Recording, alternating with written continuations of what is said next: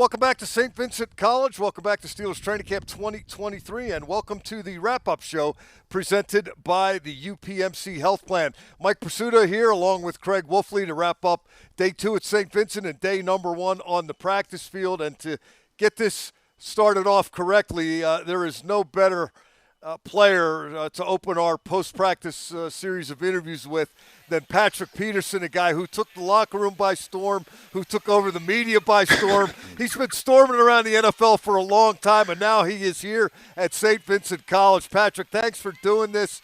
I got to ask you right off the bat, your impressions of the place and Steelers training camp. Oh, man, it's been a while since I had to stay in a dorm room or do anything on a college campus, for one. But to be here to see the fans, interaction with us, see the turnout with the amazing fans. And the thing I love about this is we have an opportunity to get some continuity, being in a dorm room, being away from the family, just seeing each other each and every day, putting in that work to hopefully get that end goal that we want at the end of the season.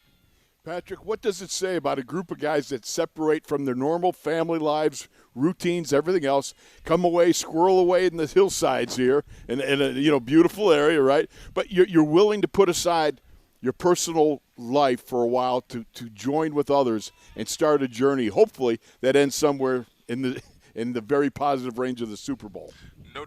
No doubt about it. I believe Pittsburgh is probably one of the 4 or 5 teams that still do it this way of going away, having guys interact with one another, eliminating all of the distractions, and just having guys coming together as one.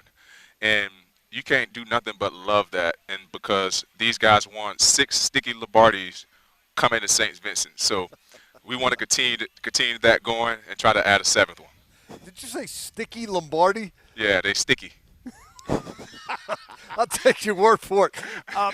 One of the things that Mike Tomlin said yesterday, Patrick, he was asked about the new faces on defense. You're one of those guys. There are a number of them, but he expressed no concern whatsoever because you guys have all been there, done that, guys, veteran players. Does the same confidence exist within the group that when it's time to go, you'll be more than ready to go? No doubt about it. We have a lot of veterans on this team. As you alluded to, we may have a couple new faces, but we have a bunch of guys that played a ton of football. And I think we're just going to come here and just add to this great Steeler defense of minded team. So all of us are super excited because we know that the Pittsburgh Steelers hang their hat on the defensive side of the ball. Patrick, your reputation precedes you, and there's some young guns here at the camp. Yep. Have you noticed any of them sizing you up a little bit, huh? Not yet. I probably got to wait until we get full pads on when the intensity level gets boosted up a little bit more. But as of right now, not any no looking me up and down just yet. Those guys do make an impression, though, don't they? I know we in the media asked you a lot about Joey Porter Jr. and Corey Trice Jr. and some of those young DBs. What are you looking to see from them here at training camp, particularly when the pads come on? The training wheels are off now. So now that learning process, we had 6 weeks to really get the playbook under your belt, to get the techniques under your belt, to get the terminology under your belt. So now we're getting ready for the season. There ain't no more training wheels. It's time to get down to football. And these guys are taking that responsibility to heart. These young guys, Trice, Joey, you can just tell these guys love ball. And every day they step out on the field, they're looking forward to putting their best foot forward. I think you love it, too. I was only half joking in the open there when I talked about how you just came in and kind of took over. I mean, you seemed comfortable immediately during OTAs and the veteran minicamp. The players talk about you with great respect and appreciation that you're here. How is it that you have assimilated seemingly as easy as you have here, Patrick? Well, I'm a people's person, so I love being around people. I love trying to get the best out of my teammates. So here I'm just in a different color.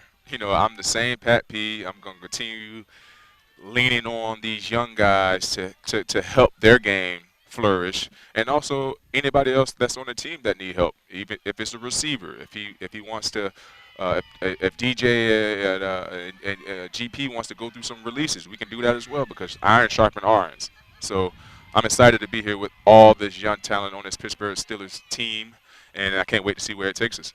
Well, the beautiful thing about it is you are easily accommodating to mentorship, which is sometimes it can be burdensome. I've been in enough camps to know, but it's also a privilege to be able to do it and inject life into the young bucks. But when does it become hard for, a Patrick Peterson to say, now this is what you got to do. Now, what I would do because of the fact you got so much experience in it, it's hard for a mean Joe Green to translate his playing style into so many individual guys. So what does it become by the letter and by the Patrick? Well, the good thing about these guys, we kind of have the same body stature, and all of us kind of have the same attributes that we love to press.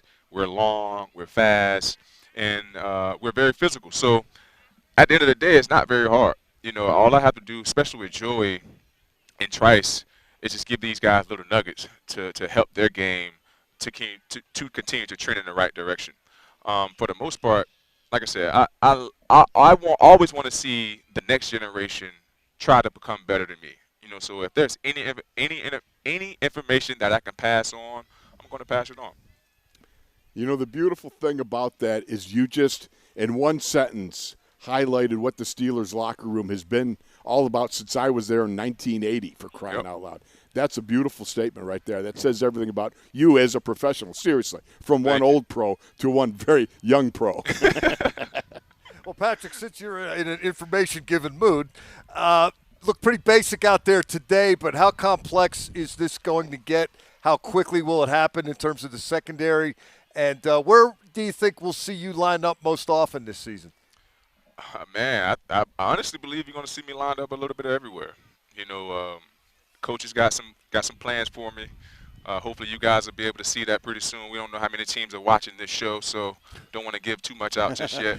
But it's going to be fun, man. I just want to thank Coach Tomlin for giving me the opportunity to be a ball player, just not a cornerback. So that's all I can tell you right now. Wow, that says a great deal. I want to thank you again for doing this. I know it's been a long day, but I'm sincere in my appreciation for how quickly you've just come in and taken center stage here and been so cooperative with the media. And I think it's going to be a fun year for you and the Steelers. So thanks Can't again, wait. Patrick. Go Steelers. All right.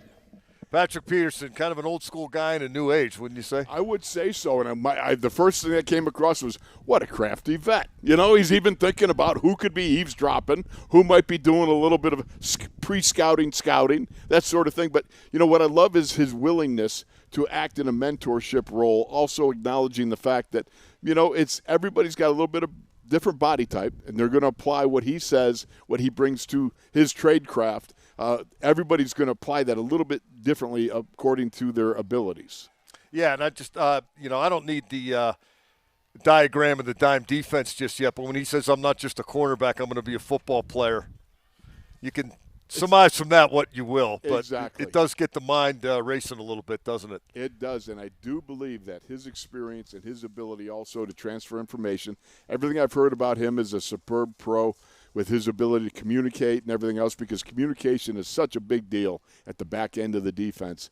And your ability to line up multiple positions, again, gives you that little extra headache for offensive coordinators and quarterbacks. We heard a lot about that in the springtime, Wolf, making the quarterback uncomfortable pre-snap, not just post-snap, but pre-snap, disguising, putting different guys in different spots, having versatility.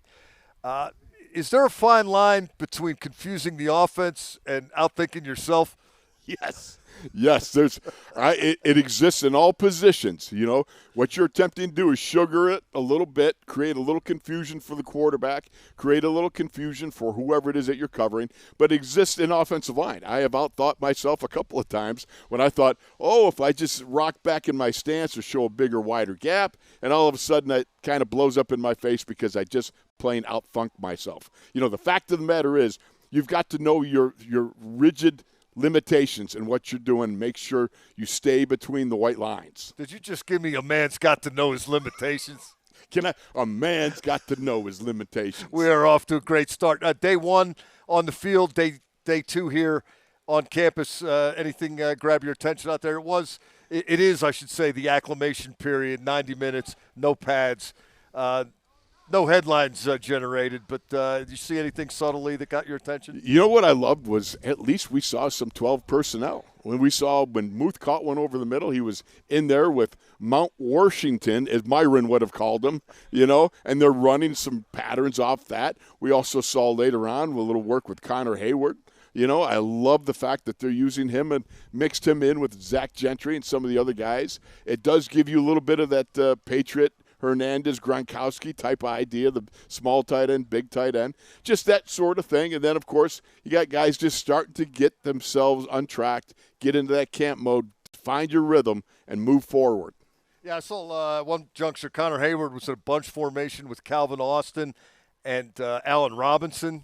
Max Starks talked a lot on the pre-show that we did about the two tight end, the prominence of the two tight end formations that we're going to see. Anything else interesting to you? I'm Dan intrigued. Moore started at left tackle. I think everybody anticipated that, right? No question about it, and that's the way it should be right now.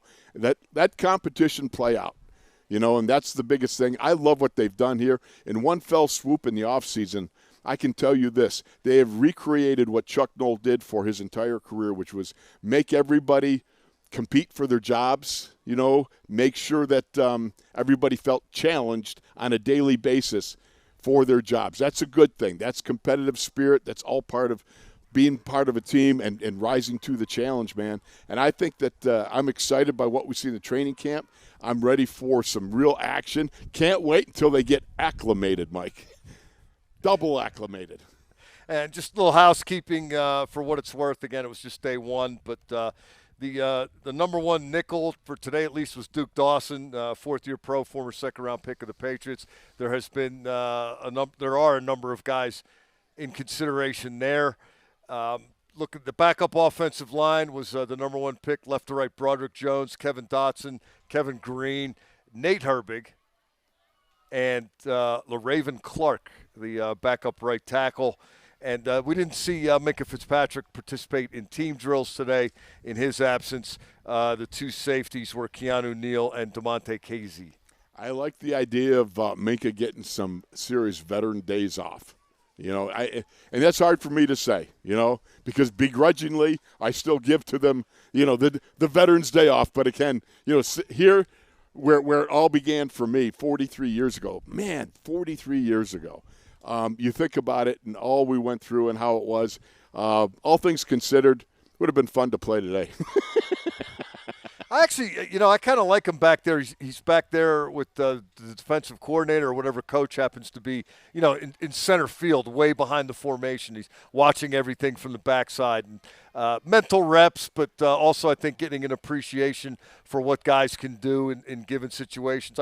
I don't think I need to see him out there with every starting and rep. Never underestimate the power of mental reps for guys who are properly prepared to do it, meaning guys like Minkah who have already proven and had shown that ability physically. But when they play with their eyes and with their mind, believe you me, they're getting something done. Wolf, great stuff. Enjoyed it. Let's do it again tomorrow. Hey, we're kicking it off, baby. Here we go. And we're going to keep doing it.